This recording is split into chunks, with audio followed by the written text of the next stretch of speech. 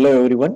इस लेक्चर में हम देखेंगे कि इलेक्ट्रॉन्स की क्वांटम नंबर्स को किस तरीके से परिभाषित किया गया है, यानी कि कौन से इलेक्ट्रॉन के लिए क्वांटम नंबर +1 हमको लेना है, किसके लिए 0 लेना है और किसके लिए -1 लेना है। आइए देखते हैं। जैसा कि हम जानते हैं कि जो इलेक्ट्रॉन्स की संख्या है वो टोटल 6 है और 6 ही आपके इसके एंटी पार्टिकल है।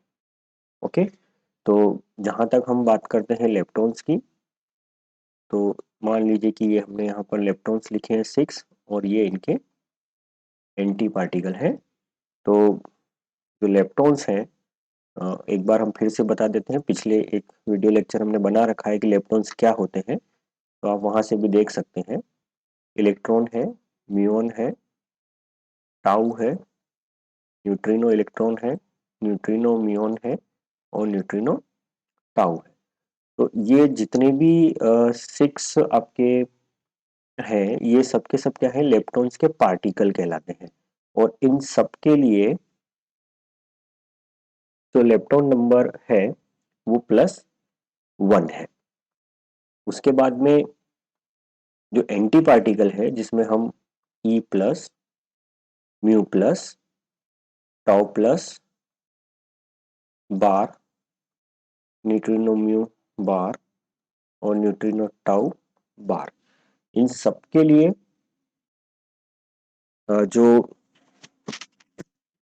इलेक्ट्रॉन नंबर होगा उसको हम -1 से लिखेंगे। और बाकी सारे पार्टिकल्स जो कि लेप्टॉन्स नहीं है, ठीक है, नॉन लेप्टॉनिक पार्टिकल, उन सबके लिए जो इलेक्ट्रॉन नंबर होगा वो 0 होगा। तो ये तो बात हो गई इलेक्ट्रॉन नंबर की। अब बारी आती है कि इलेक्ट्रॉन नंबर को हम कंजर्वेशन लॉ जब लगाएंगे, यानी कि इलेक्ट्रॉन्स का संरक्षण, तो वो किस तरह से लगेगा। तो यहाँ पर जो इलेक्ट्रॉन का संरक्षण है वो आपके पेयर्स में लगेगा। जैसे हमने पेयर से हमारा मतलब है कि इलेक्ट्रॉन है और उसका न्यूट्रिनो, तो इसके लिए अलग से संरक्षण नियम लगेगा और इसको हम इलेक्ट्रॉन लेप्टॉन नंबर बोलेंगे और ये आएगा आपका -1।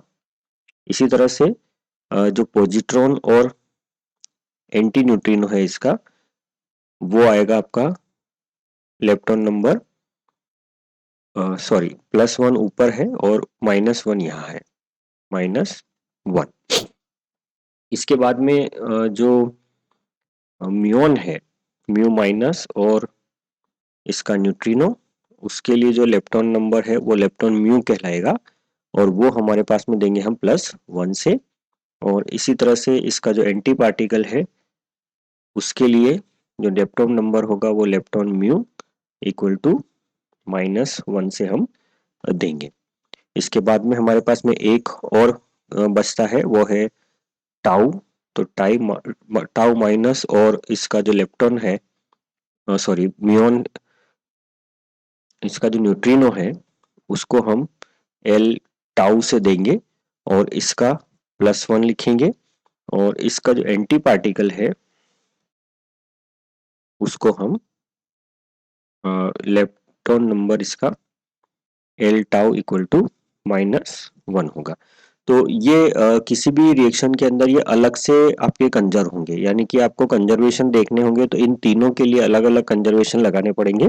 किसी भी रिएक्शन में अगर इनमें से एक भी कंजर्वेशन लॉ टूट रहा है तो हम कहेंगे कि वहां पर वो लेप्टॉन नहीं है। अब हमारे पे नॉन लेप्टोनिक का क्या करेंगे, तो जैसे हम एल ई की अगर बात कर रहे हैं, तो जो एल ई है उसमें +1 -1 है और जितने भी आपके नॉन लेप्टोनिक हैं उसके लिए एल 0 है। तो यहाँ पर हमारा एल म्यू और एल टाउ क्या होगा, ये आपका 0 होगा।